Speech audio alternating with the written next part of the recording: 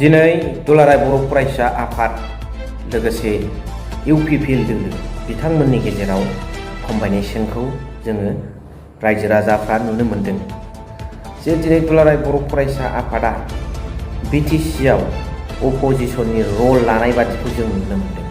बरंस बिथांमोना social organisation हिसाबैसो माखासे स्टेपखौ लानांगौ, नाथाय बिथांमोना मोनसे राजनितिक दोलो बादि सोरबा दैदेनगिरिनि थिननायाव बिथांमोना लागासिनो दं आरो बियो रोखाखा, पिक्चारा बियो क्लियारखा, इट इज अलरेडि क्लियार।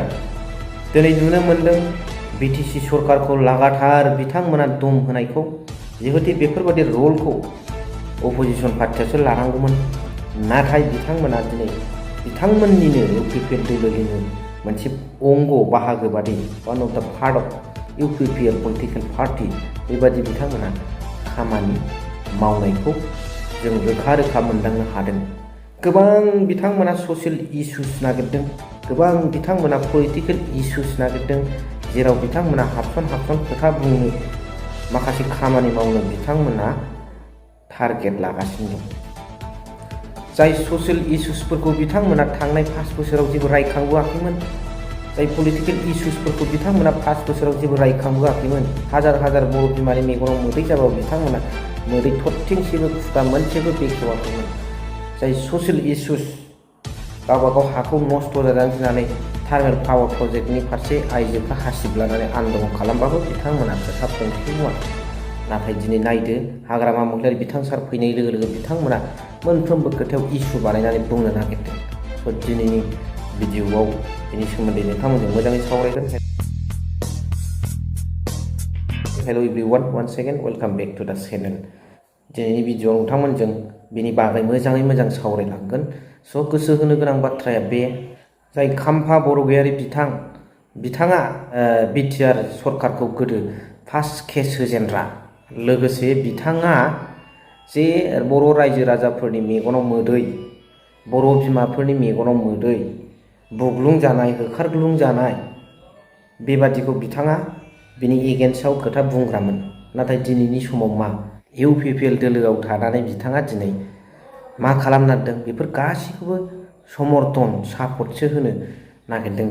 बिथाङा एबेक्सन जानायखौबो सापर्ट, बर' रायजो राजाफोरनि मेगनाव मोदैखौबो बिथाङा गबाय थाथों, बेफोरबायदि माखासे प्लेटफर्मनि खामानि मावनो नागिरदों बिथाङा। दा बिथांखौ ओरैबायदि होननो हायो रायजो राजाफ्रा, BPF आव थानाय समाव नोंथाङा बेनि एगेन्स्टआव बुंबाय, UPPL आव थांनायनि उनावहाय नोंथाङा बे खोथाखौनो सापर्ट हैबाय, होमब्ला नोंनि भेलुआ बहा? बे खोथाखौसो काम्पा बरgyary बिथांखौ जों रायजो राजाफ्रा बुंनो हायो। लोगोसे ABSU, लोगोसे UPPL। दिनैनि थारिखआव बुंनो थाङोब्ला ABSU is working as a part of UPPL political party now। दायो दुलाराय बर' फरायसा आफादा UPPLनि मोनसे अंग बादि खामानि मावगासिनो दं, जे बिथांमोनासो दुलाराय बर' फरायसा आफादासो अपोजिशन पार्टिनि रलखौ बिथांमोनासो लादों। बिथांमोना जे UPPL पलिटिकल पार्टी बादि मोनसे राजनितिक दोलोनि अंगसो साइसआव बे रलखौसो बिथांमोना लादों, जेरावनाखि UPPL दोलोआसो बे रलखौ लानांगौमोन। नाथाय তেখেতসকলক UPPL দলত নেতাকৰ্মীসকলক আমি তেনেকুৱা ধৰণৰ দম দিয়া, ছ'চিয়েল মিডিয়াৰ দ্বাৰা দম দিয়া, কিছুমান কথা উল্লেখ কৰা, সেইবিলাক মানে আমি দেখিবলৈ পোৱা নাই।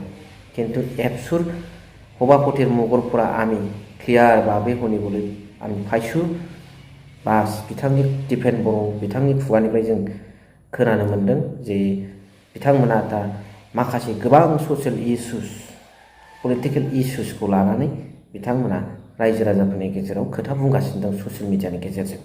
नाथाय बिथांमोनखौ मिथियो, थांनाय 5 बोसोराव ज'आ UPPLৰ সময়ত 5 বছৰত ABSUৱে बर' ৰাইজসকলৰ আই মাতৃসকলৰ কাৰণে একো কাম কৰা নাই। जे समाव बर' रायजो राजाफ्रा मेगनाव मोदै खुगायाव खदै जानांदों, एबेक्सन खालामजादों, गोजां बोथोर मानि बयबो ससियेल अर्गानाइजेशन्सफ्रा थांदों, मदद होदों।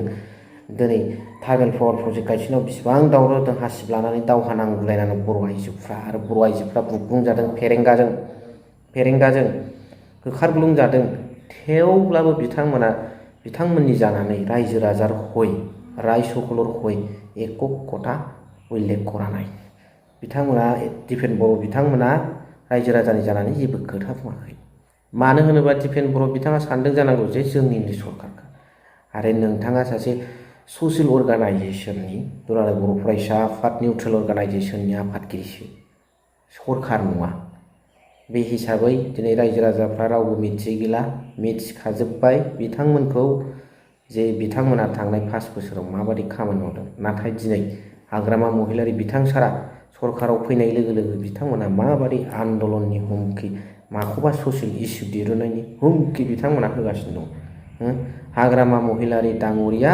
सरखारत आहा लगे लगे एबसुयै आजिर तारिखत ससियेल मिडियार द्वारा किसुमान कथा लय दम दियासे आरो किसुमान कथा लय पलिटिकेल इस्यु तेखेतসকলে बनाय আছে दा बेखौ जों रायजो राजाफ्रा मा सानो कमेन्ट्सनि गेजेरजों फोरमायहर नोंथांमोननि कमेन्ट्सजोंनो आं माखासे खोथाखौ रायज्लायनो खराग मोनो स' एसेनोसै मा सानो कमेन्ट्स हरबानो जाबाय थेंक इउ भेरि माच फर वाचिं लाभ इउ